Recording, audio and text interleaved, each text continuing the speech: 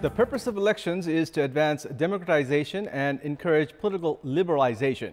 Elections give the general public an opportunity to choose representatives that they believe will best represent their agendas and address issues surrounding their daily lives. However, Nepalese politics have time and again fielded candidates with criminal history, many of whom are still serving in prison, making a mockery of democracy.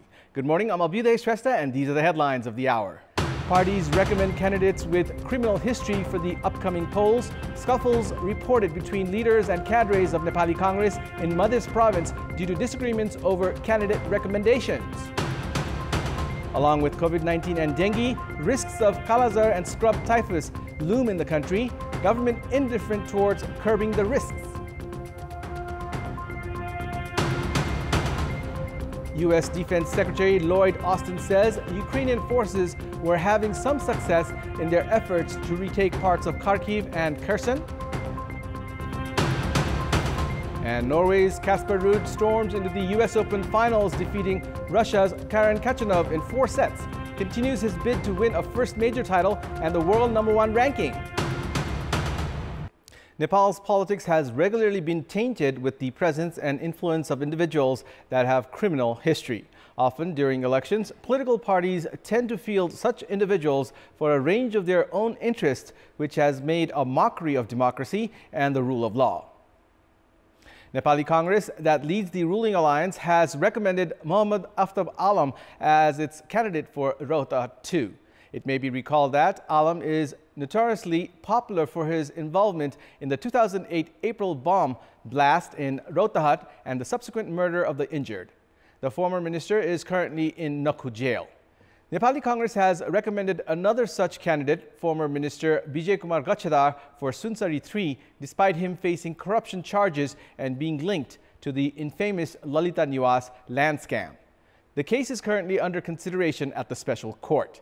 Likewise, Rajendra Bahadur Gorkhali, who was convicted of murder, has been recommended for Sindhupalchok Constituency 2, and Ganesh Lama, who also has a criminal history, for Kavre 1B. Main opposition CPN-UML has recommended former Minister Mohan Bania for the House of Representatives election from Mugu, despite him facing rape allegation. Likewise, the party has recommended Milan Gurung, notoriously known as Chakre Milan, as its candidate from Gorkha 2. CPN Maoist Center and Janata Samajwadi Party have done no different while recommending candidates for the nearing November 20 elections. The Nagarik Unmukti Party has recommended Resham Chaudhary, the man convicted for the infamous Tikapur incident, for the House of Representatives election from Bardia 2. Chaudhary, back in 2017, had won the House of Representatives election while his case was in consideration at the court. Political parties that advocate for democracy and rule of law, ironically, seem to have chosen candidates with criminal backgrounds. Meanwhile, scuffles were reported between leaders and cadres of Nepali Congress in Madhya province at an assembly organized for finalizing the candidate recommendations. Observers say cadres are dissatisfied with leaders' tendency to use politics as business instead of service for the public and for appointing their close ones to different government positions. Conflicts have also risen, saying that the party had forgotten those who made real contributions in their establishment. In our Public Voice segment, we had asked people in several provinces, why have political parties recommended disputed candidates for the upcoming parliamentary and provincial polls? Let's take a look at what they had to say. Public Voice. पार्टीहरुले पैसा र पहुँचको आधारमा यो उम्मेदवारहरु सिफारिस गरिरहेका छन्, यो एकदम यो गलत हो। सिफारिस गर्ने नेताहरु त्यस्तै मान्छेबाट परिचालित छन्। गुट उपगुटका कारणले गुण्डागर्दी ज्यानमारा बलात्कारी सबैलाई टिकट दिएर पैसाको खेल त्यसको लागि दुर्भाग्य हो। पार्टीले चाहिँ अरु नेताहरुलाई सक्षम नदेख्नु, आफुलाई लागेका ब्लेमहरुलाई चाहिँ राम्रो बनाउनको लागि एउटा अनुशासित भएर पार्टीमा लागेर चाहिँ केही गर्न चाहेको कारणले पनि उहाँहरु सिफारिसमा पर्न सकेको हुन सक्छ।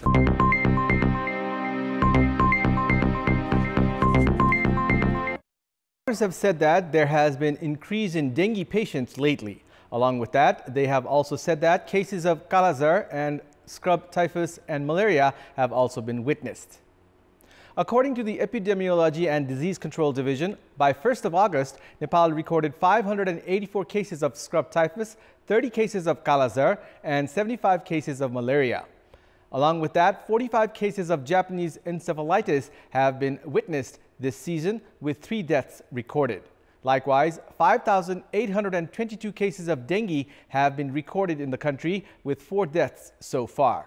Although these diseases have been increasing, the government has not paid enough attention to control them. It was the main day of Indra Jatra yesterday, the biggest street festival celebrated in Kathmandu. Devotees celebrated the day by displaying masked dances of deities and demons and by displaying sacred images in honor of the deity Indra, the king of heaven in Hindu religion. Likewise, Kumari Jatra was also observed yesterday with the chariot processions of Ganesh, Bhairav and Kumari, the living goddess. More in this report. Legend says Indra, the Hindu god and king of heaven, once descended to earth in search of the flower night jasmine, locally called Parijat, for his mother Vasundhara. As he was plucking the flower, locals caught him and tied him with a rope, declaring him a thief, and put him on a display in the town square in Kathmandu. Later, when the locals realized that they had kept captive a god, they let him go. And in appreciation for his release, his mother promised to provide enough dew in winter for rich crops. Every year since then, Kathmandu residents observed the Indra Jatra as a reenactment of the incident. Traditional songs and masked dances and processions are the main attractions of the festival. On the main day of the festival, the celebrations are observed by President, Vice President and Prime Minister, among many important guests from the Gaddi Baitak in Basantapur. Indra Jatra also coincides with the Kumari Jatra, where devotees pull 3 chariots carrying the living goddess Kumari, Bhairav and Lord Ganesh. The procession is carried out for 3 days. It is also customary for the president to offer bheti to the living goddess Kumari during this festival. The 3rd edition of Kantipur Conclave, organized by Kantipur Media Group, that began with the aim of conducting discourses on economic and social transformations, is to begin in the capital from today. The first edition of the event was held in 2019, followed by the second one in 2020. The 3rd edition, delayed by the COVID-19 pandemic, will begin from today and will see eminent persons from Nepal, South Asia, Southeast Asia and Europe in attendance as speakers. Altogether, 52 speakers from 12 disciplines, including 11 from 4 nations, are expected to attend the event.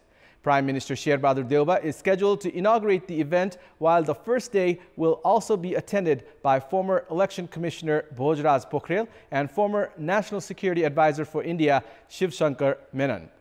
Likewise, former Prime Minister KP Sharma Oli and National Planning Commission's former Chair Swarnim Wagle will also be attending the event. The first day of the Kantipur Conclave will dwell on issues of climate change, digital transformations, inter-country energy transmission, Nepal's relation with the world and Nepal's soft power in the international community. The second day will focus on Nepali language, Asia's geopolitics and development, public dialogues, import and exports, and the limitations of music and women in leadership. Kantipur Daily, Kathmandu Post, Nari, e-Kantipur, Kantipur Television and Radio Kantipur under the Kantipur Media Group will cover publications and broadcasts of the mega event.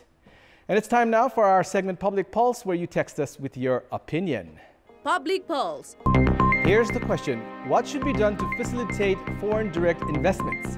Your options are A, policy improvement, B, ensure trustworthy environment, and C, assurance of security. The voting is on. Type NEWS, select your option A, B, or C, and send it to 34001 to share your opinion with us. That's all for the moment. Thank you for watching. Have a good day.